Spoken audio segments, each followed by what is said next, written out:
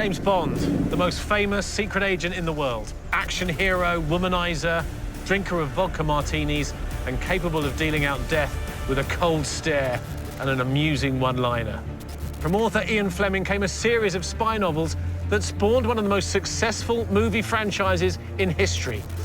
How far do the films reflect Fleming's vision for his secret agent? Is Bond anything like a real-life Secret Service agent, or is it all pure fantasy? In short, who is the real James Bond? The 007 character was the turbocharged version of Ian Fleming himself. It's really the best Ian Fleming could be.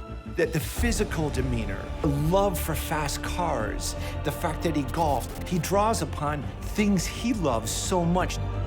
Bond was a case of wish fulfillment. You know, he sort of like wrote himself into this very sort of suave sort of spy, a man of action and adventure that perhaps he'd always wanted for himself. There were elements of Ian Fleming in James Bond, but James Bond was not Ian Fleming. So you have a spy, you have a womanizer, but in the case of Fleming, it's not quite as glamorous. Fleming worked very closely not only with naval intelligence, but he was the liaison between naval intelligence and the special operations executive and other intelligence agencies. So he had a very real sense of what spies were actually like.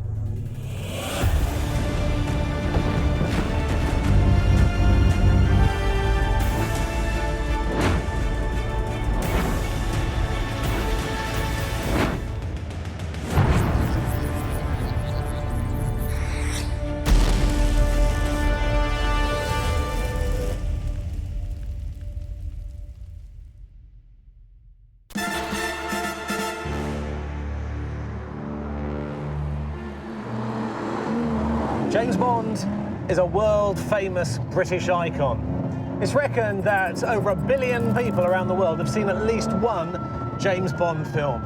Created by the writer Ian Fleming, he is the quintessential Secret Service agent. He's the man that's got it all, the gadgets, the guns, the women, and the cars.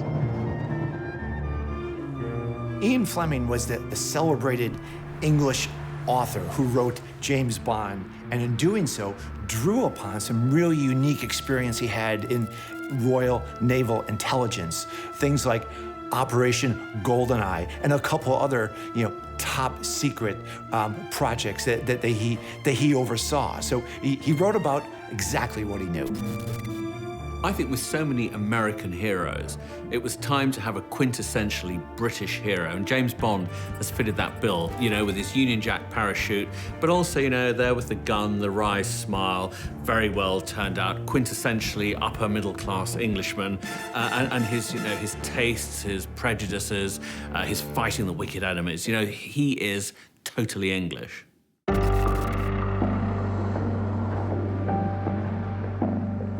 Ian Fleming wrote his James Bond novels on a 30-year-old typewriter in his villa GoldenEye on the island of Jamaica. To try and understand the character he created, I'm going to indulge in a bit of the Bond lifestyle myself, starting with the guns. One of the key premises of Bond is his so-called license to kill.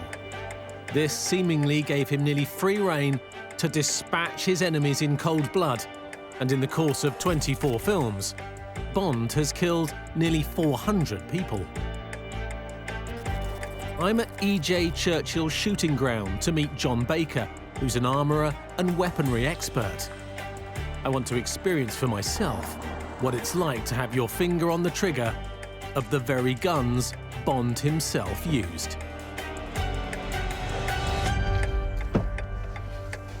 Oh, wow.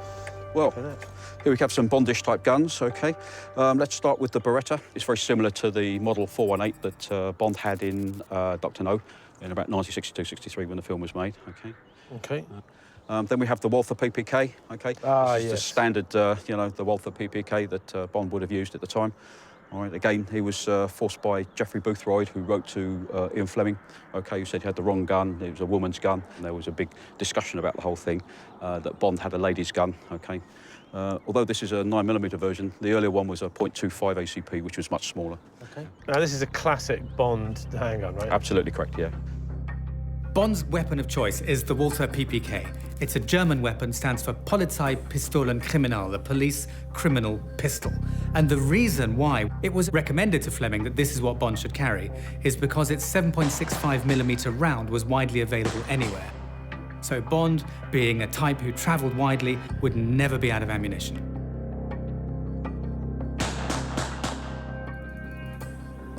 Then, of course, the more ubiquitous weapons that would have been used. The Sterling submachine gun, a British standard issue weapon to the military, the Air Force, the Royal Air Force, the Royal Navy and the Army and things. As I say, when the Navy attacked submarine pens, they were using those. So when would this have been used? This would have been used anything right up to the sort of mid-80s, OK? They were still in service with the British military in the mid-80s, Royal Navy, Royal Air Force and the Army. So right up to those, and still being used today. They used to be used by the Hong Kong police, and they're used all over the world, made by Sterling in Dagenham. Very good weapon, little submachine gun. Can we try them out? Of course we can. Oh! OK, all you have to do is cock the weapon back, you're ready to fire. OK. One magazine, one Sterling. That's it. Break the action back. Like this? Yep, and when you're ready. Woohoo! OK. That is awesome. I thought you might like that one. Wow. Gun is what a stethoscope is to a doctor for a secret agent. You couldn't have him with a big rifle or a machine gun, it would be impractical. The Walther PPK, which recurs in the books and the films, is a natty little thing. You know, it can be discreetly tucked away in a tuxedo. But also I believe it was chosen because this is a gun that genuinely was used all over the world, not just in Britain, but also in kind of Russia and all the other Eastern European countries that he visits in the course of the various plots. So it's there to add a touch of historical fidelity. OK, what's this? This is a AK-47, or this particular one is an AKMS, is what the bad guys would use. This particular one, nice weapon, got folding stock, OK? You just press the stock. Release button, folds out, OK. And so they'd have used real guns in the films? They would use real guns in the film, yeah. They're modified to fire blanks. Obviously, we can't fire live ammunition on set because you kill people, right? Sure. That's not what we do. But they are real guns because you need the flash out of the end, the empty case firing, the changing of the magazines. Occasionally, we use rubbers, OK, when the guns need to be thrown around or special stunts need to be done. But all the time, we use real guns. OK, now, put the magazine in, rock it in, lock it back. I'm just going to stand a little bit further forward because it throws the rounds out quite substantially. Does it? Okay, yeah. OK. Like this? And when you're ready? In here? Yep. OK. Whoa, whoa! Matt, it's terrifying. I warned you. Now, you can see the flash on it, OK? You can see the whole thing going. You can't do that with rubbers. You can't do that with replicas. You've got to have a real gun. So, in the Bond films, they would have used that? They would have used that. Whoa! Can I have another go? Of course you can have another go. Keep in mind, this was sort of Cold War era inspired, the James Bond character. So all those weapons, all those gadgets, all the kind of top secret stuff that we look at and think, that's really funny, that's kind of ridiculous, that would never, well, that actually did happen. You know, there were those kind of concealed weapons, there were those kind of gadgets. It's surprisingly realistic.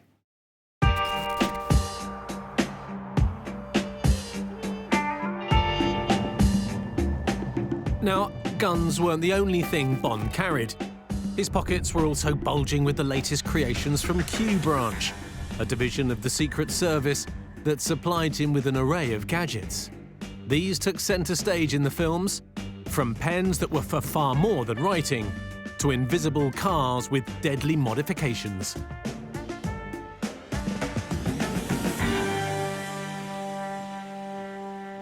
Film memorabilia is big business, with collectors all around the world prepared to part with huge sums of money for their own little bit of Bond. The prop store is one of the biggest dealers in the world, and according to their website, this is head office. I'm quite sure I'm in the right place, but we shall see. Hey, Stephen. Jamie. Hi, how are you? Very good, thanks. Welcome to Prop Store. Thank you very much. Come on inside. Thank you.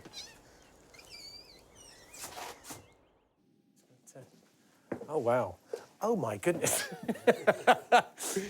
That's the sort of response we normally get when people come in for the first time. Yeah. Not what I was expecting. Exactly. We're a bit undercover here. What's this here? They're all spacesuits. Yeah, this is actually John Hurt's spacesuit from Alien, no less. And this is part of some of the collection of props and costumes that we have here on display. But they're not just on display. Are they for sale, or do you rent them out? How does it work? Yeah, absolutely. We have auctions annually. We have over 6,000 items on our website. It's a film buff's dream in here. I'm particularly after James Bond memorabilia. Have you got anything like that? Yeah, I think we've got a few goodies we can show you. Do you want to come upstairs? I'll show you. Please, yeah, thank you. This is great. Come on into my office. Let me show you some of the James Bond goodies that we've got set up on the table for you to have a look at here. This is what I've been looking for. Now, I know that... Can I touch it? Is it okay? Yeah, please do, yeah, as long as you're nice and careful with it. Now, I know this is a Walther PPK, is that? Absolutely, yeah, the signature weapon of choice for James Bond. It feels real. Yeah, that was actually a real live-firing gun used for filming. This is Pierce Brosnan's from GoldenEye.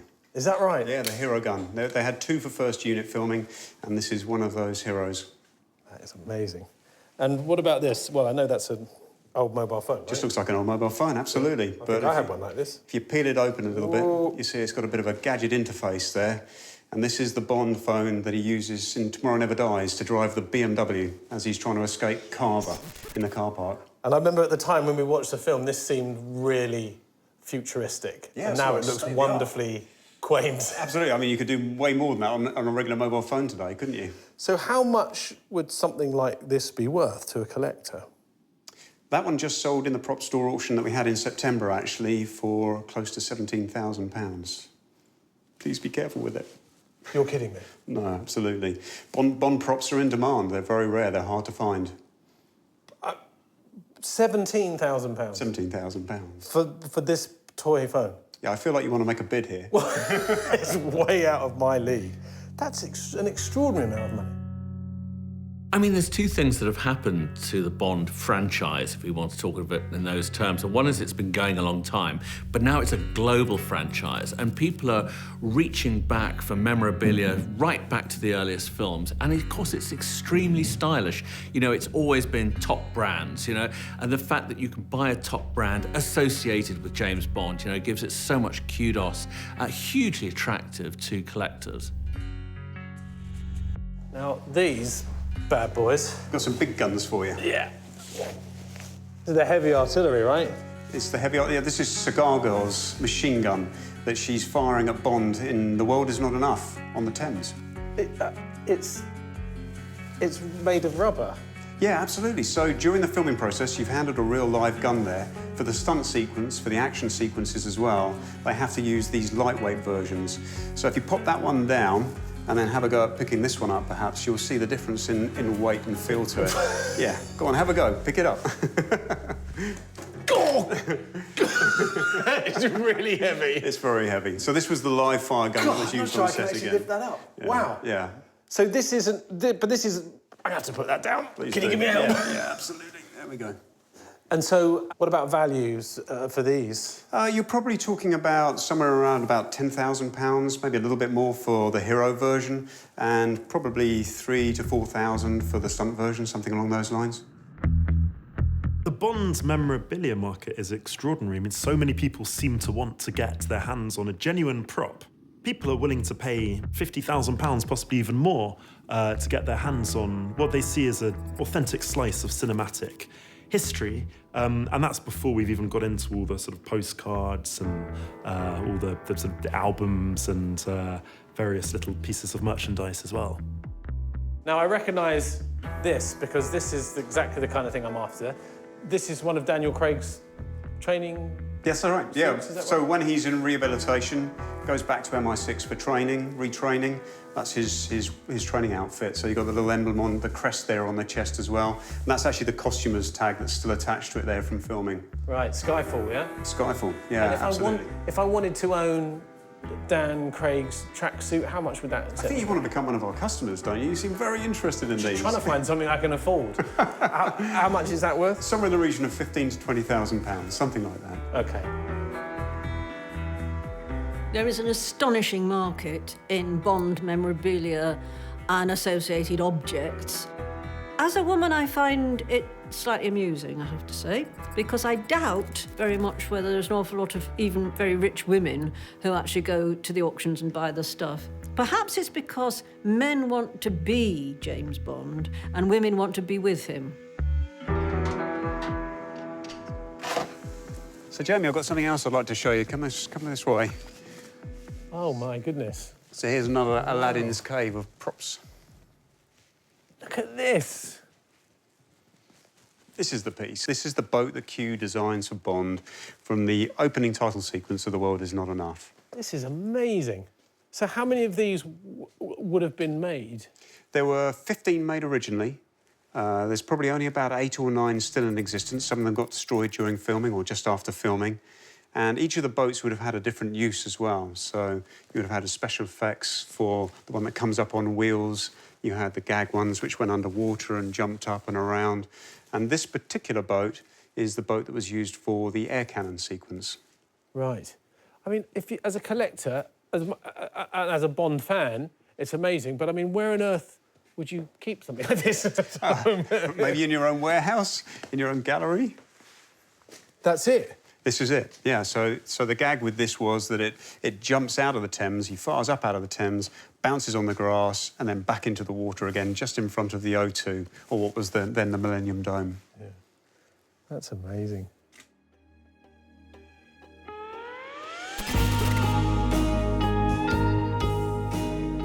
The ultimate prize for the Bond fan is to own an Aston Martin DB5. The car that made Bond famous in 7 films and that cemented the connection between Bond and Aston Martin. Peter Kroll has achieved a childhood dream and has lovingly restored this Aston Martin DB5 from rusty barn find to an exact replica of the car from Goldfinger.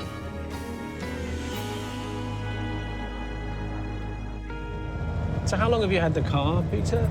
I've had it since 2002, so about 15 years now. So. And what kind of state was it in when you bought it? It was a total restoration, so it was in various states of repair, if you know what I mean, bits taken off and in boxes. It was a car with loads of boxes. Right. Didn't have any glass in it or anything like that. Really? Everything was with it. So apart from the gadgets, this is pretty much as Bond would have driven it, right? I think it's the same kind of, the Navy seats and that, yeah, so pretty much this is what it would have looked like in the day. And what's it like to drive? Yep, it's nice. The longer you drive it, the better it gets. It sort of warms up and becomes like more refined the more you drive it. But yeah, it's nice. It's nice to drive. A bit heavy steering at parking, but other than that, it's lovely. So I guess this is like the ultimate piece of 007 memorabilia, isn't it? I think so. Yeah. I mean, there was 2 stars in that film, Goldfinger, was it? And there's Sean Connery and the car, really, wasn't it? It sort of made them both. Not surprisingly, Fleming was obsessed with fast cars, and he gives that character trait to Bond. And so the Bond cars are as memorable in the films as any other aspect of the films. I mean, who could forget the Aston Martin DB5 from Goldfinger? You know, it lets oil out the back so the cars behind it just wipe out. It even has an ejector seat. I mean, it has all the mod cons and things we've never seen before in a car. And, you know, we're just riveted every time it's on the screen. I mean, cars have been very central to the Bond movies, the Bond proposition. I tend to find the Roger Moore era, where it went off under the sea, rather silly, and some of the gadgets later on a bit naff. I mean, my personal favourite is Goldfinger, the Aston Martin. It's the fact that gadgets also are great dramatic devices. You know, when Connery's told there's an ejector seat, but he uses it in a very precise way, at a very precise moment. Yeah, and the gadgets and the drama really match. I don't think it's ever been bettered, actually, than that film. Well, this is about as close as being James Bond as I'm going to get. Pulling up here at Stoke Park in the right car. Getting out of an Aston Martin, yes.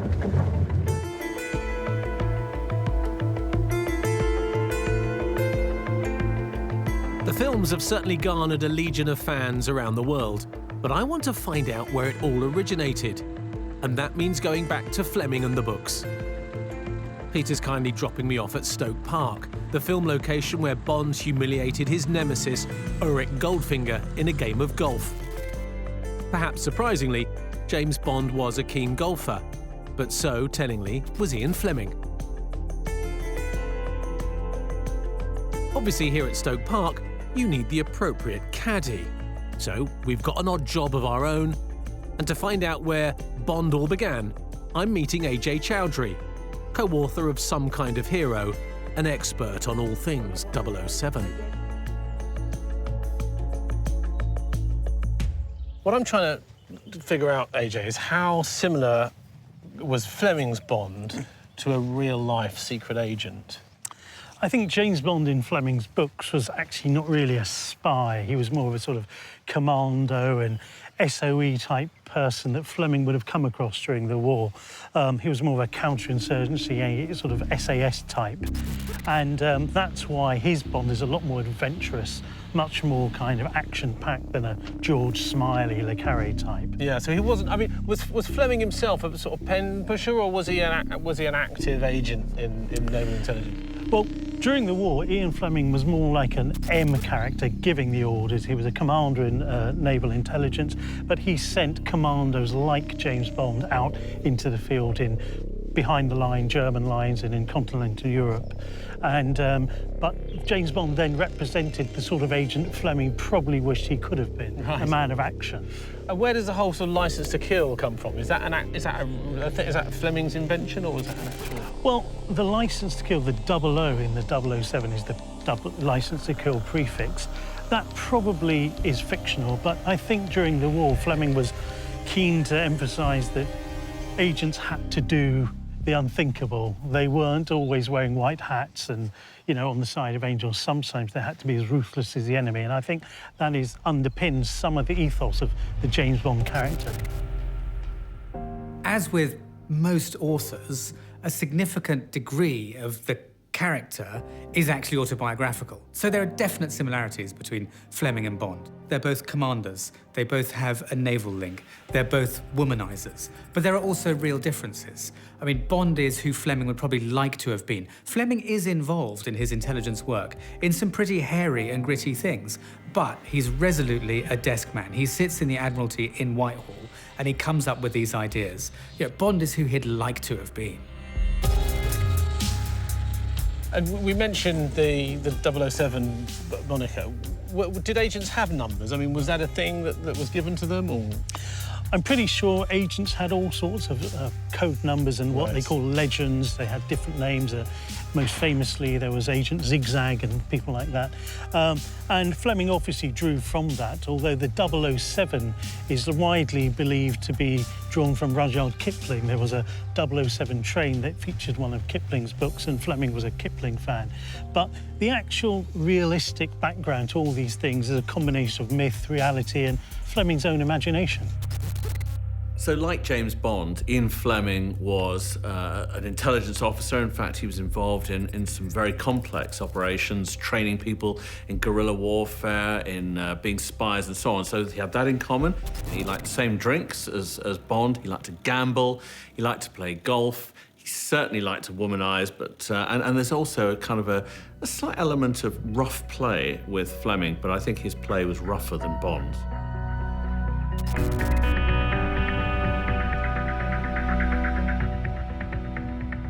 One of the reasons Bond was a cut above the other thrillers was due to Fleming's vivid, fast-paced writing style, which took the reader right into the heart of Bond's world. In a grey and dreary Britain, still adjusting to the reality of life post-war, his novels added a dash of colour, and engrossed in his books, more than a few readers have missed their train stops over the years. The Bond books were a tearaway success, and one of the most important factors you have to remember is what the 50s were like. We often think of the 50s as glamorous. We think of America and Fender guitars and Cadillacs and all that great stuff. England wasn't like that. England was really depressed, really dreary, coming out of the war, still with rationing. I think James Bond came at the right time for Britain. It was the end of the Second World War, and along comes a character who, if you want, is best of British. You know, reminds British people what they like about themselves, and also there's a tinge of luxury, of glamour, you know. So Fleming drops in the brand names. It's stuff that people at that time couldn't necessarily afford, but they could live that life through James Bond.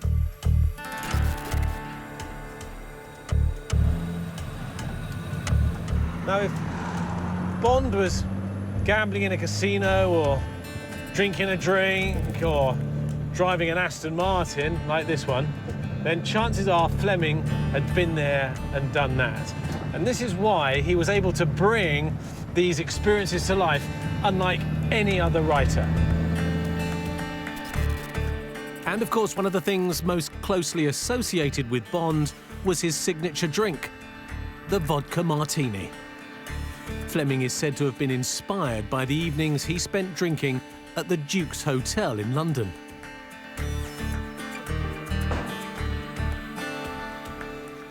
Alessandro, how are you?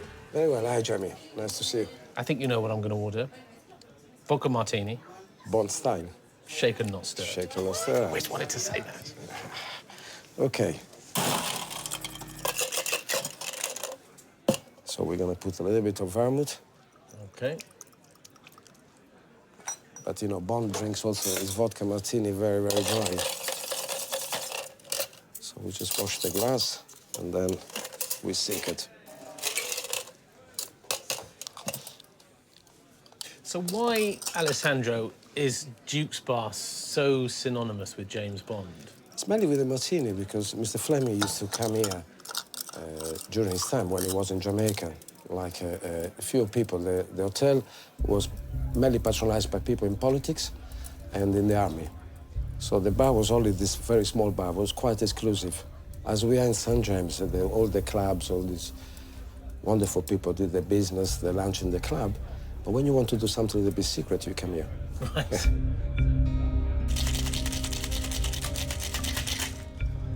There you are, Mr. Bond. And then, of course, an olives. Oh, yes. And why did James Bond like his martinis shaken, not stirred? Yeah, that's a very good question. In those days, you would not dare to shake the martini. It was completely taboo. Right. Now, when Mr. Fleming started writing about Bond, Bond in the books break all the rules to be different. Because Bond, I mean, is the epitome of the class of English class. Whatever he does is perfect. Everybody will copy. Right. But that is in the imagination of Mr. Fleming. So he was a bit of a renegade. On the Bond, but Bond not only is also as a fashion, wherever he does, like when he created the Vespa, the way he dressed, the watch, everything, people copy. Right. So that's what he's trying to achieve. That's wonderful. It's nice, isn't it? Yeah, I like that. When the novels first came out in the 50s, few people had even heard of vodka. You know, it was the most astonishingly glamorous Russian thing. Certainly very few people, apart from the upper crust like Fleming himself, would have actually drunk it. But there's something else about it, of course. It's Russian. And this was during the Cold War, and he was on Her Majesty's Secret Service. So what was really going on here? What's the message? Maybe the seeds of the anti-establishment 007 that we see today in Daniel Craig actually started there with a vodka martini. Even though elements of Bond, strictly speaking, are quite old-fashioned, nevertheless, he still managed to be stylish. And it even comes down to his preferred tipple, you know, the vodka martini, which actually describes his character. The drink is him. You know, it's ice cold, it's strong, it's shaken but not stirred. You know, it is Bond. He drinks what he is.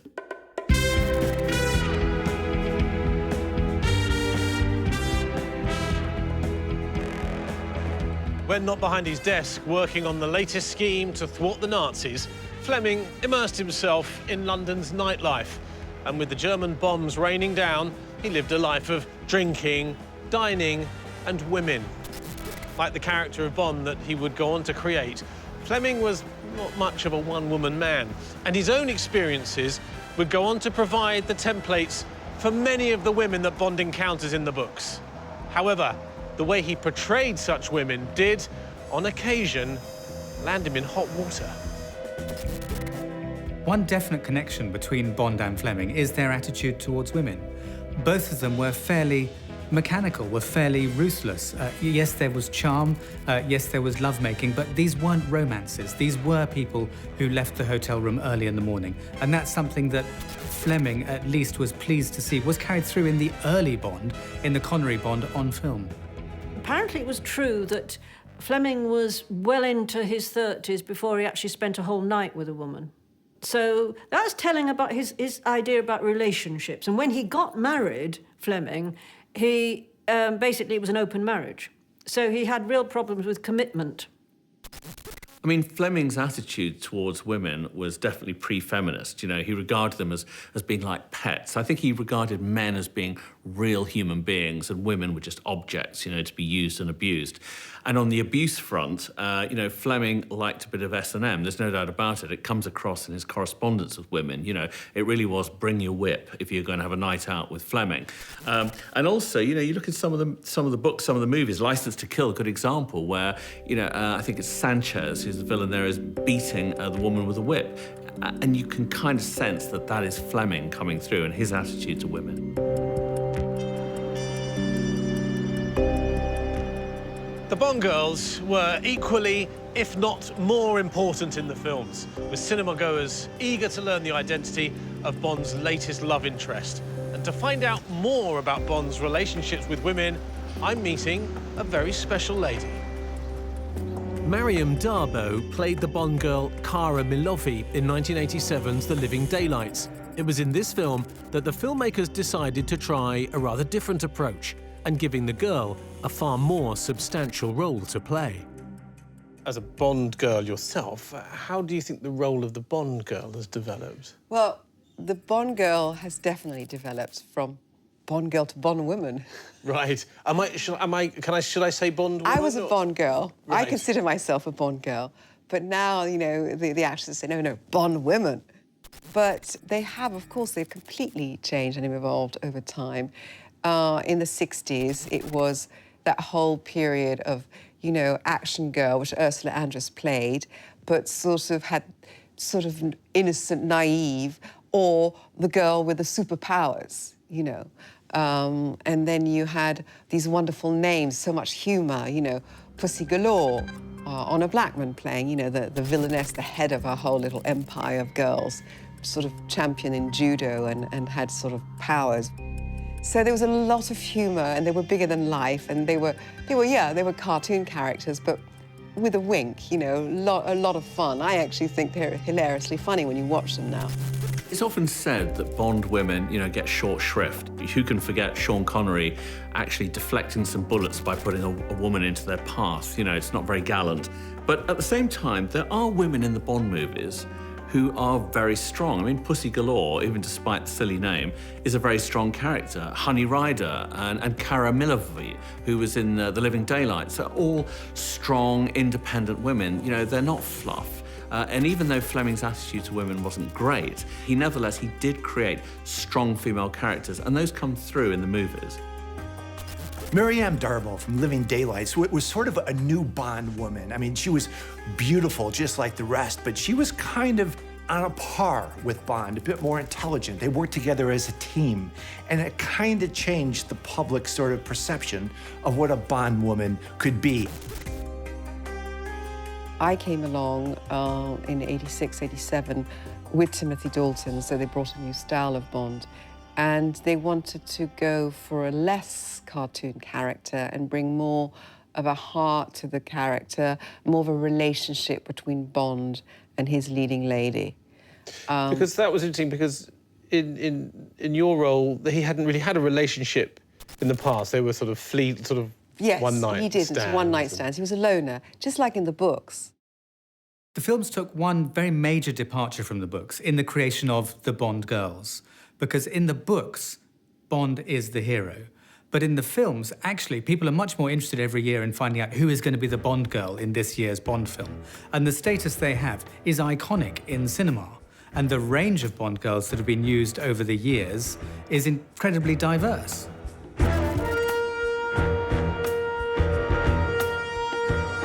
The way in which they tried to alter and modernise the role of the Bond girl in The Living Daylights to reflect more current attitudes to women is not the only way in which the films have differed from the books.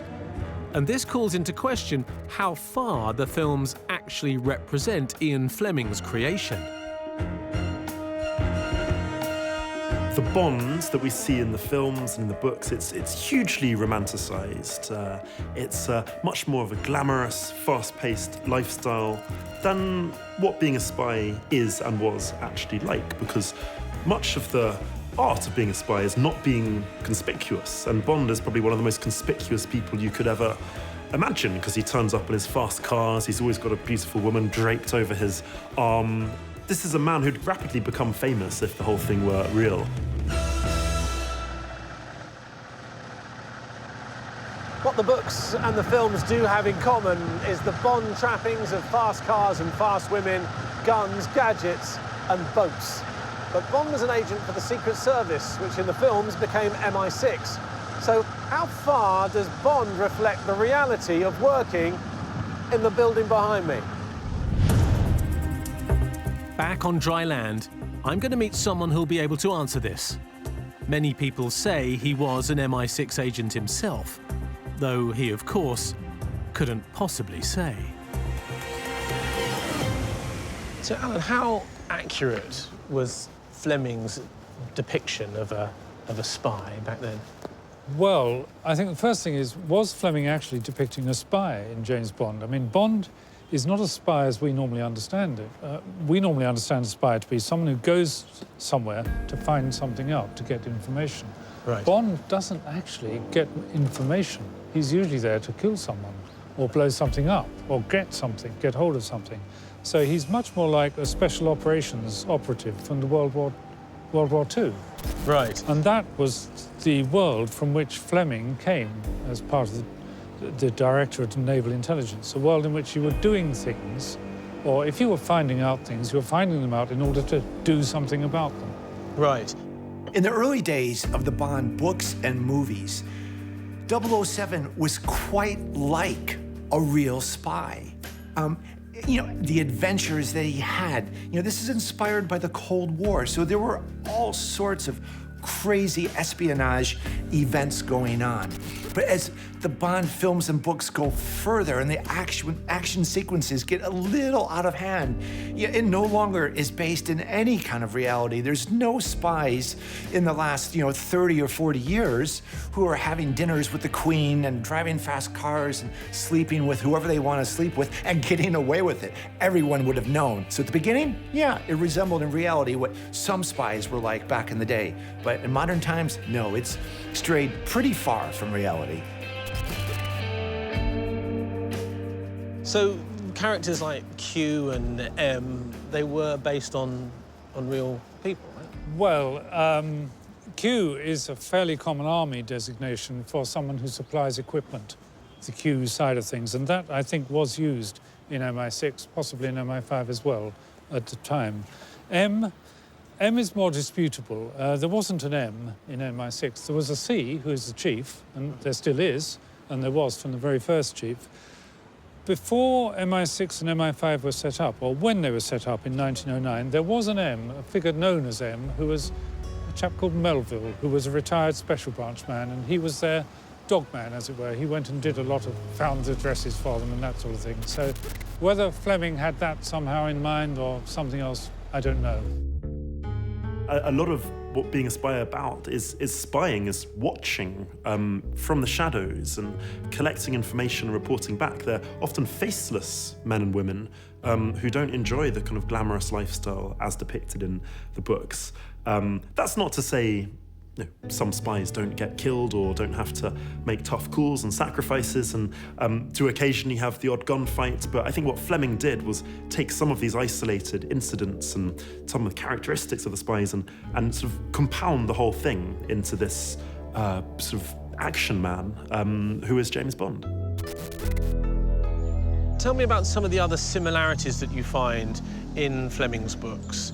with the way in which spies operate today? Well, what is similar is that Bond might be summoned by M and told there's someone in, I don't know, in Cairo who we believe is a very bad man and we want to find out what he's doing. We want someone to get alongside him and find out more about what he's doing. Can you go and meet him? You know, that kind of thing is based on some sort of reality. Sure. What about being sent to seduce an attractive lady in a casino? Generally, I'm not sure seduction Monaco. Is always a useful thing in intelligence. The East Germans did make very good use of it in the Cold War. Right, the Stasi. Stasi, yes, seducing West German secretaries and that sort of thing. They did a lot of that.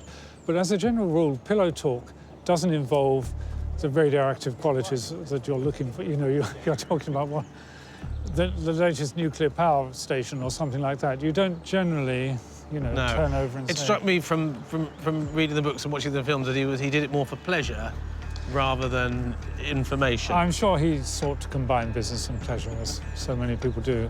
And what about martinis, shaken not stirred? Is that the drink of choice? I think it's probably much more likely the drink of Fleming's choice. I think probably the intelligence community went for gin and tonics a lot. Stirred, that's that's the forces did. People endlessly argue about how real a spy Bond was.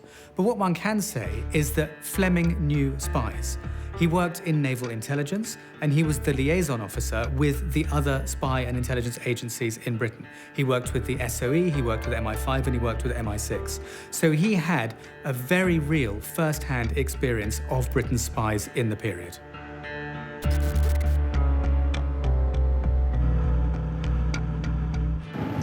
Now, the more you look into the character of James Bond and where he came from, the more you realise that if there is a real James Bond, it's actually Ian Fleming himself. Okay, so the books are the documentary accounts of Fleming's time at the Admiralty during the war, but they do reflect the kind of spies of that World War II and post-war era, and less so modern MI6. I mean, over the last 55 years, Bond has really changed dramatically. You know, in the 60s, Connery was confident, smooth, suave. Then via Lazenby, you go into the kind of comedy era in the 70s, which became completely ridiculous. You then have Dalton, I suppose, in the kind of yuppie 1980s. And then we're into Brosnan, who I think, unfortunately, got overwhelmed by the gadgetry. I mean, we had an invisible car at the end, all got very silly. But Daniel Craig, I think, really sums up the zeitgeist today, which is this kind of super serious, slightly psychotic, probably needs to go into therapy, but, you know, he's at the same time extremely cool and clearly appeals to a global market. Bond is firmly on the map, and Bond is here to stay. Where we are now with Daniel Craig, this is superstar status. The Bond franchise has never been so popular, and there's every indication it'll go on being so.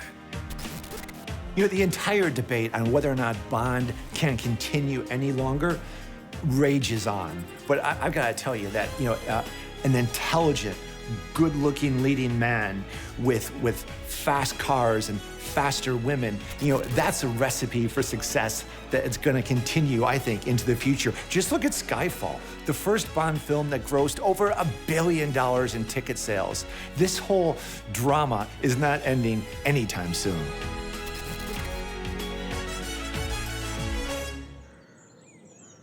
The films are all very different. As time went on, they became so full of gadgets and slick one-liners that they really shared little more with Fleming's dark, gritty novels than the titles. I guess you could say that Timothy Dalton's was closer, but it's really with the Daniel Craig films that they've returned back to Fleming's original character. And I guess you could say back to the real James Bond.